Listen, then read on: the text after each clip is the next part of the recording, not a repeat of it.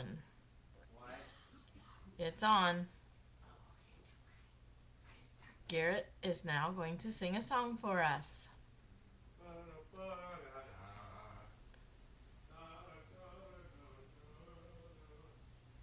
Did you hear that? That got rid of him. Hello. Welcome to day 3. A whole new squirrel. I was kidding. You're not really supposed to be singing. Sorry. A whole new squirrel, which is perfect for me. Sung to the tune of A Whole New World. I need to get to the park again. That reminds me.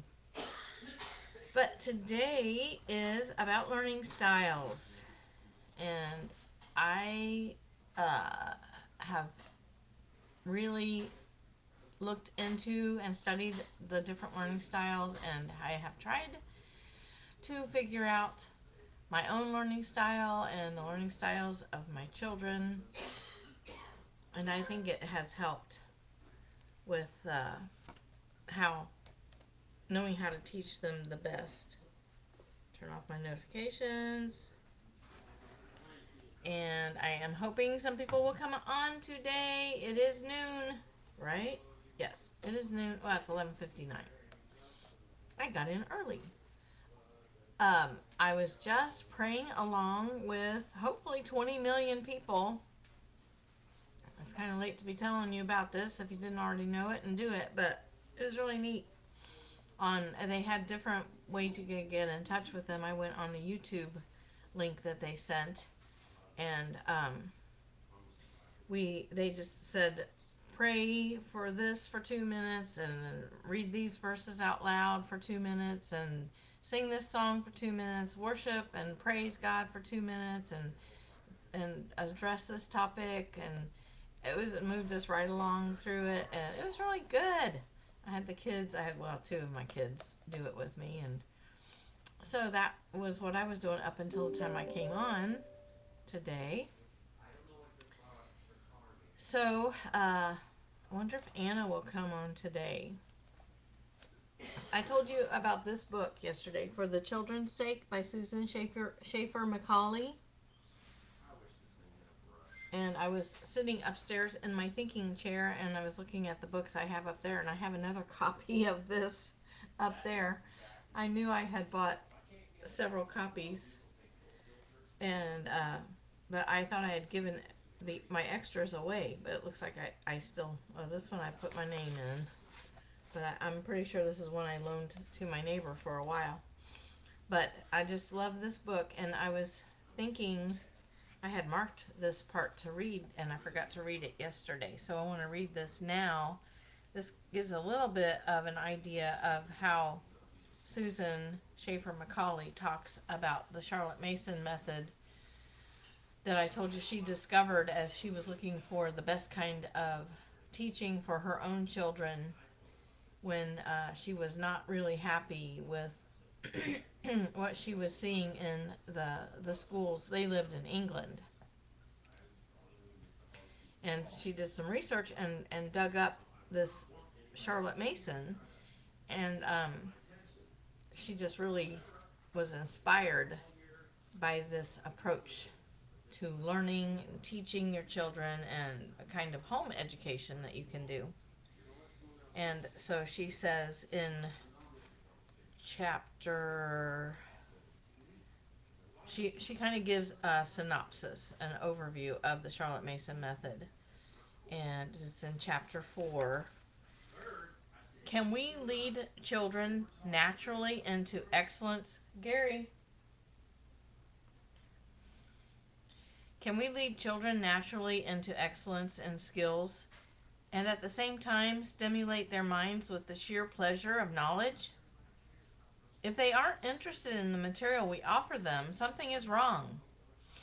Look at the material first. Often school texts are dreary as sawdust. The meat of living books is stripped away, leaving dust-dry bones of fact. A child loves having his mind and imagination captured. Schoolwork shouldn't be like factory work. Schoolwork shouldn't be like factory work I've heard of that improves with the use of games to stimulate production. For example, after processing 30 bolts in a factory, lights flash, a score lights up, bells ring. It is a profound sadness when the adult's interest and dignity in work is thus exchanged for artificial lollipops. Gary, helpful, alas, because the occupation is so dreary, artificial, repetitious, and long. Doesn't this remind you of many schools? Secondly, look at the use of time. First, we looked at materials. What kind of materials, textbooks or living books are we using? Secondly, look at the use of time. We have become used to the questionable idea that time spent inside four walls working equals education. A child is instinctively fidgeting to get at real life. Why do we think they are learning more? Because we are talking at them, or because they are writing in workbooks. The child's instinct is wiser than ours. They want to get outside. They want to go out and really live. They want to touch things. They want to climb. They want to explore, discover. They want to pretend. They want to act things out.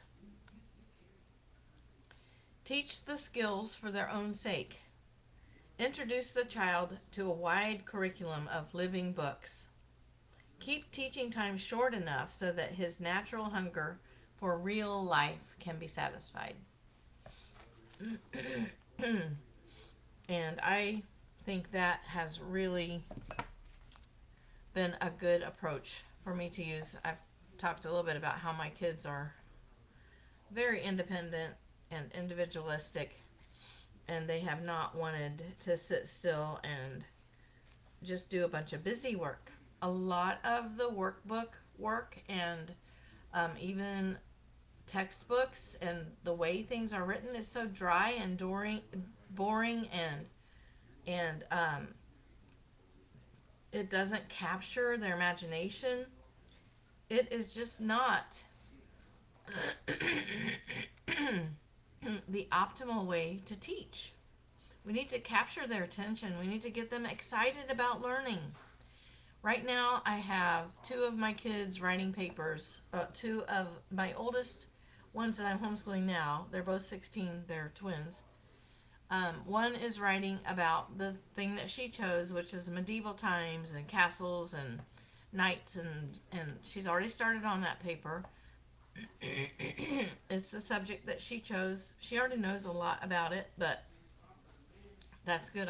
I'm using that not so much as to learn more about that subject, but to help her with her writing skills. And she has a lot of content to write from, her own thoughts about it, her own knowledge that she has already stored inside. She can get it out, and I can help her with just forming paragraphs. I've explained to her. I didn't take her through a writing curriculum at all.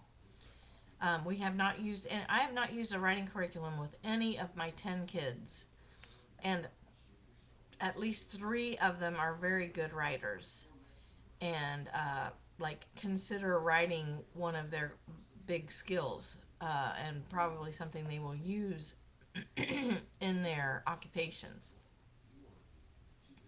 and especially in their own creativity and their own fulfilling what God has put them here to do, poetry and songs and podcasting. And they Sean actually doesn't write out what he's going to say as a podcaster. He pretty much wings it, but he's read a lot, but he writes a lot too. He's actually written a book that he's revising because he's had quite a change of heart since he first started writing it. But I just want to go through what I wrote for today's lesson, and then I will go into what Diana Waring has said about the different learning styles. So you want to examine, you want to observe your children as they're growing up and see how they choose and how they prefer to learn. What things draw them? Books? Do they, and the pictures in the books? Are they fascinated by words? Do they need pictures to help them really get the full meaning of a story? Is that what they focus on the most? Do they draw pictures? Does it help them to think? Do they need to draw pictures to be able to really grasp a concept? Do they need to graph? Do they need to make a list? Do they need to take notes? So you should take the time, make the effort to determine the learning styles of your children. And I know if you have one or two or three and more, it can be kind of a job to take the time to really study each child and determine what their main learning style is. They'll use more than one, but for each child, there's probably one that works best for them, because people learn in different ways. You might learn best in the traditional school way, by reading about and hearing someone explain concepts. You pick up information without a problem. But your kids may not be able to absorb information in the same way. They might need to be moving or doing something with their hands while information is being presented to them. They would be classified as kinesthetic learners. Those are some fun ones to try to teach, because they're moving and you're thinking, what? Quit that. Listen to me. And that's really what they need to be doing to be able to take in information. Determining their learning styles calls for more observation of your kids. Homeschooling is advanced parenting. Parenting on steroids. We can't just do the, meeting their needs as far as their clothing and their food, and just watching what they're doing to keep them safe and giving them advice and handing out chores. And it's more than that when we're homeschooling, since we are in charge of their learning and we want to make sure that they are prepared for the future. So we need to study our children to see what works best for them. An auditory learner may need to read out loud and talk to himself.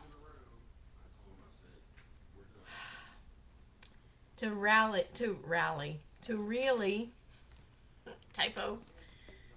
be able to grasp the subject matter.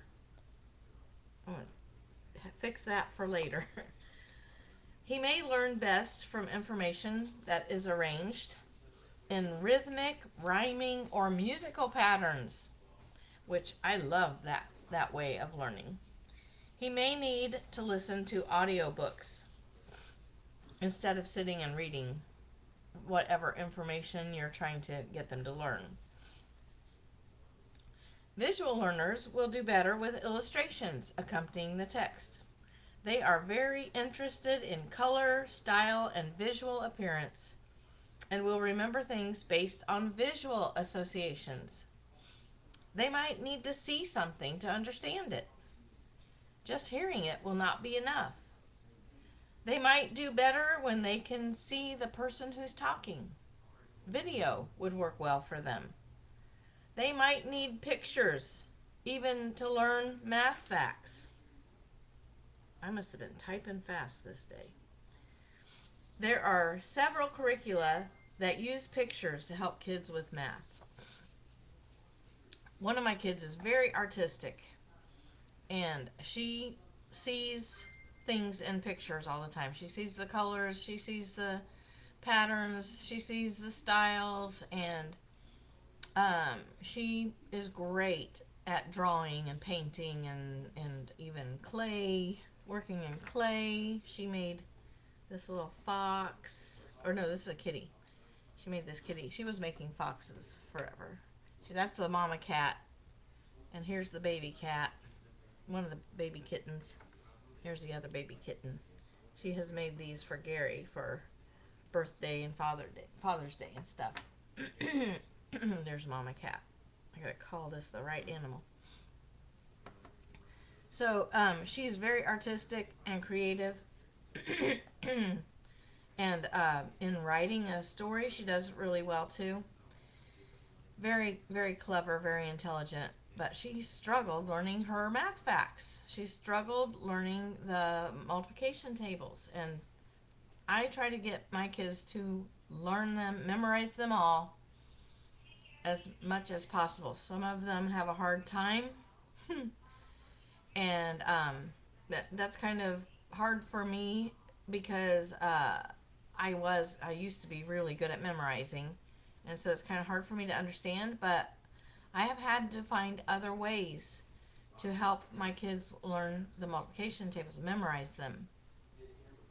So I have worked with this particular child of mine, and I don't make her sit with drills or flashcards. She hates that, and it doesn't work for her. It doesn't stick.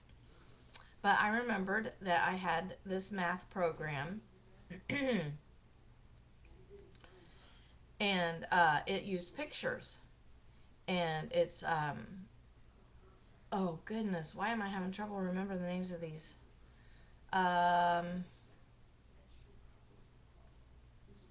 They use pictures, and it tells a little story. The picture tells a little story, and each of the objects is in the shape of the numbers. Like first graders are the number 6, or 6-year-olds are the number 6.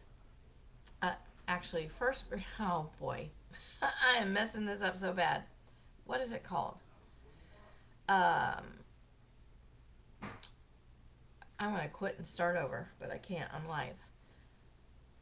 Math Tales, Tales, Math Tales, and they have like a 4, it looks like a chair, and a tree house, a 9 looks like a tree house. Times Tales.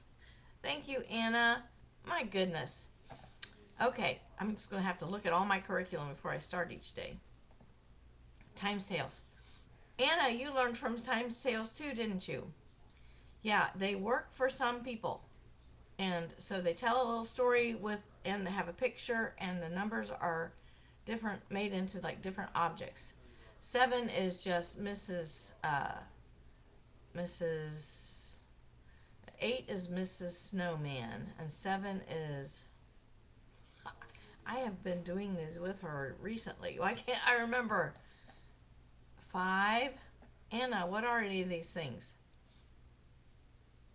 Anyway, it worked. And now she knows her multiplication facts. And that's what it took for her. She needed those pictures. She needed those stories. It worked for her. She knows them now. I can say, what is 3 times 7? And she can get it. Before, she had no clue. She had nothing. It was 3 times 7 meant the moon and the stars to her. She had no idea. So Times Tales worked for her. I think Times Tales really helped Anna. I've done skip counting songs. I've had the learning wrap-ups. So you try different things with different ones of them to try to help them. Anna, I'm so glad you're here. Anything else I need, you'll be here to help me when I can't think of it. So you have to try different things. Some kids will need the pictures to help with math, or they'll need some kind of movement or a song to learn. A third learning style is called kinesthetic. These learners have difficulty sitting still more than a few minutes at a time. They usually learn best by physically participating in a task. They almost always have some part of the body in motion. They prefer to read books or hear stories that are full of action. And sometimes those are not like the books that I will pick. So I need to really match the books that I'll read to them or that I assign to them, keeping in mind that they like a lot of action. Even though teachers and schools prefer that students sit still and be quiet, that is not the best learning environment for a kinesthetic learner, for a lot of learners. They need to be moving in order to make the learning stick. Some kids will tap their fingers, jiggle their legs, move in some way or other, get up and walk around, or pester someone near them. Don't we teachers and don't we moms just love that? And then the other person complains, and there's, you know what happens. They may seem like they're bored or not paying attention.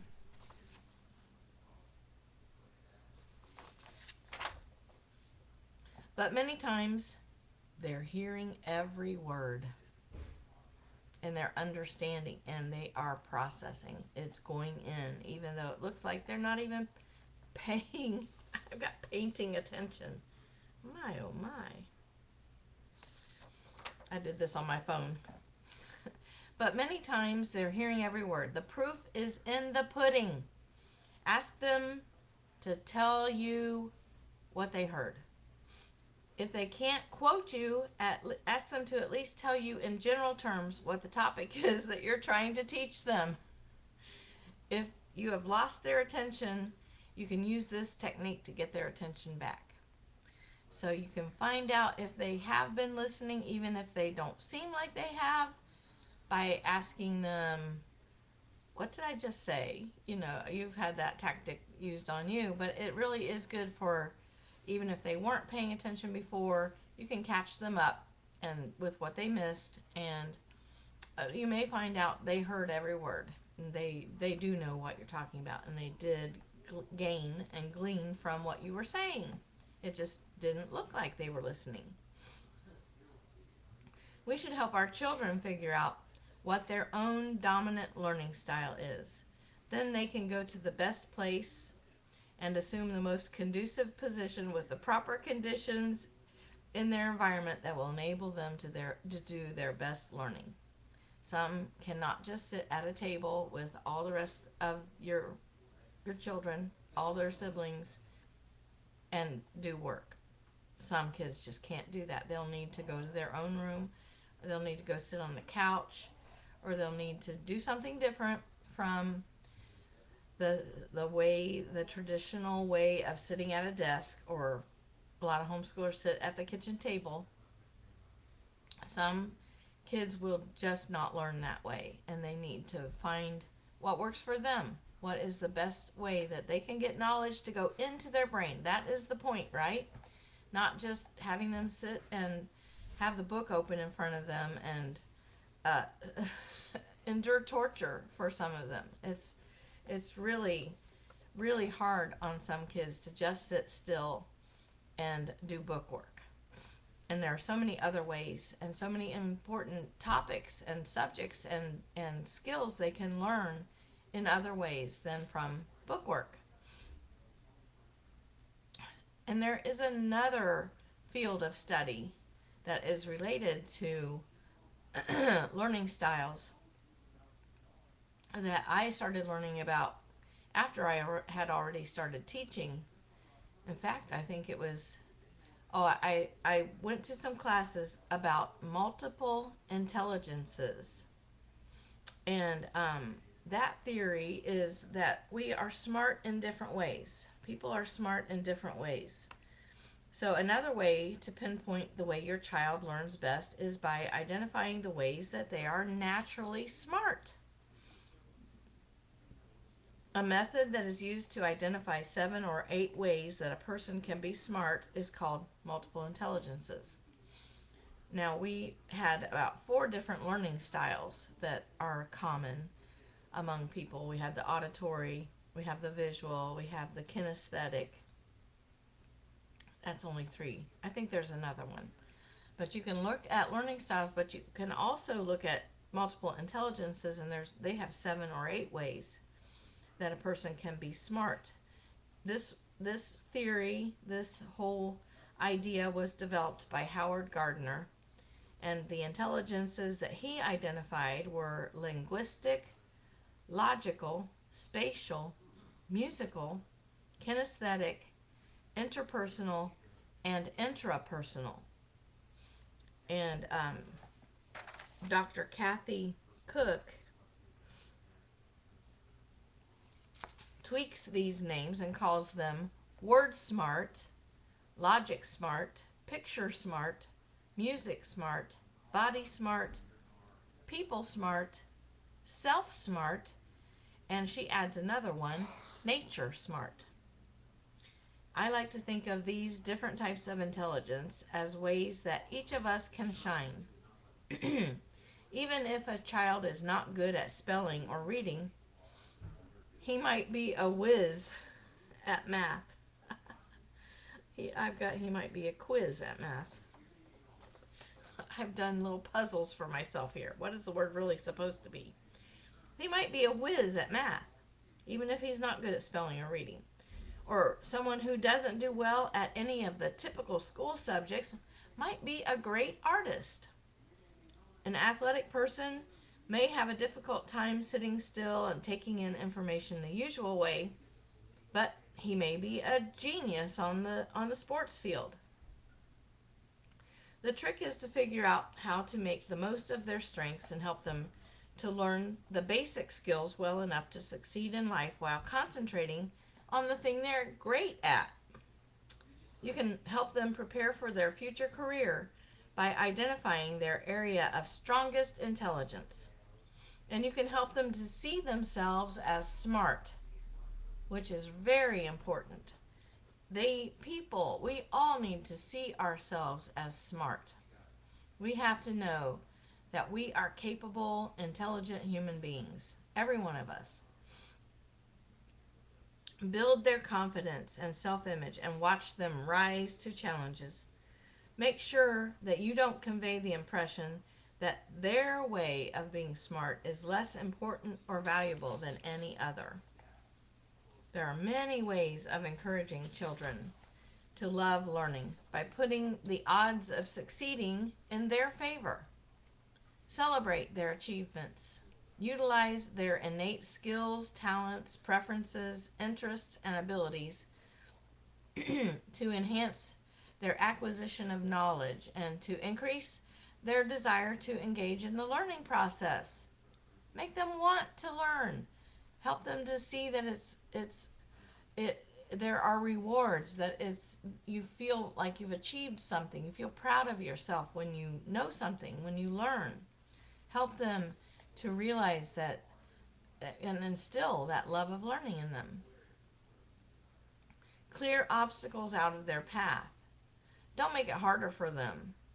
Don't give them the hard way for them to learn things. Don't make them do workbooks when that is like torture to them.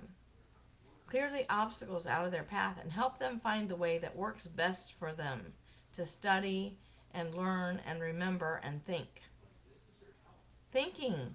Sometimes, we think differently. There are different things that really trigger and make our mind just go off on new topics and make new pathways in our brain and help us to connect things with what we've known before, bring in and integrate new information into what we already knew. And so we need to be, there are different times a day that you think better, you think more clearly. You need to eat before you can really think well. If you're tired, you're probably not going to think well. So we need to take all of that into account as we help our children on their learning journey and through their learning process. We can try different methods, materials, places, times, light or dark of a room, noise or quiet, alone or with others, temperature of the room, with or without snacks. We're also different in all these ways. Organized or not. It's okay if you're not organized. I'm not, and I do fine. With a teacher nearby for support or completely alone. Adapt resources to your child's learning style. And taking these factors into consideration and providing the optimum learning environment along with your positive, encouraging attitude should put your child on the road to learning success. Instilling a love of learning is the best thing you can do for them, because then they will likely become a lifelong learner. So I wanted to read a little bit from what Diana Waring says in this book, Beyond Survival, A Guide to Abundant Life Homeschooling by Diana Waring.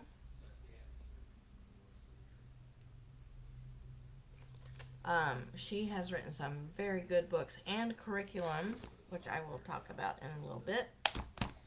And she talks about the different learning styles. And she's a very creative person. She calls this chapter about learning styles different strokes for different folks. And the one learning style is the facts, ma'am, just the facts. And that's kind of how my Morgan is. He just wants the facts. And so she tells you he's the thinker. The thinker is a person who sees everything as black or white. No gray areas are considered. And then she has another learning style she calls people who need people. And that's the feeler. So she's got the thinker, and they desire logic, order, precision, and factual information. And so you adapt to that kind of a learner. Oh, thank you, Patty. I make you feel better about yourself just listening to me. I have a gift. Patty, thank you so much. Oh, I'm glad I make you feel better. You're making me feel better. So people who need people are the feelers in Diana Waring's list of how the learning styles are. And she talks about how it's all going to be feelings and how they learn the best. Their feelings need to be addressed, and they'll need to read good stories that are just heartwarming and warm and fuzzy. Like even teaching math, you can read a book like this book called Mathematicians Are People Too, or Carry On, Mr. Bowditch. I had several of my kids read that.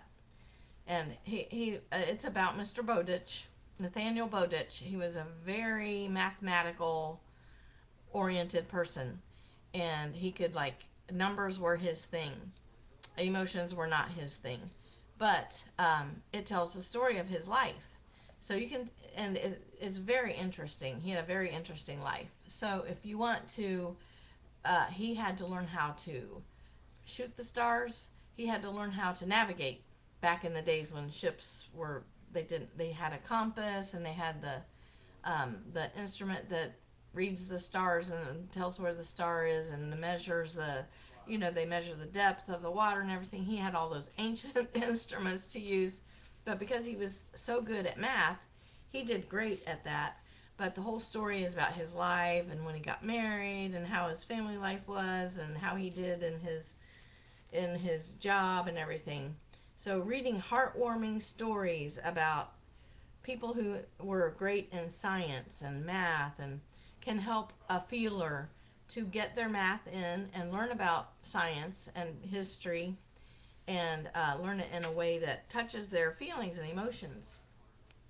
Another learning style she talks about is see the hill, take the hill.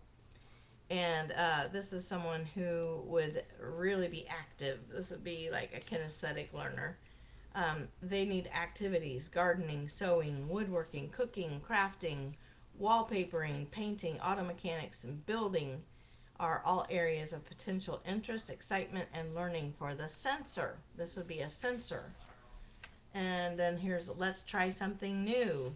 This is a learner who would is an intuitor. She calls them an intuitor, and sometimes they will they will come up with their own conclusions and understanding of things, and they may not be correct in what they're assuming, and they'll come to interesting, though sometimes impractical, conclusions. They sit to think and consider for a long time. You would probably call them lazy unless you were present when they leap to action. The bells ring, the cymbals clash, and they are off to put their ideas to work. or find someone who can. Intuitors are the idea generators.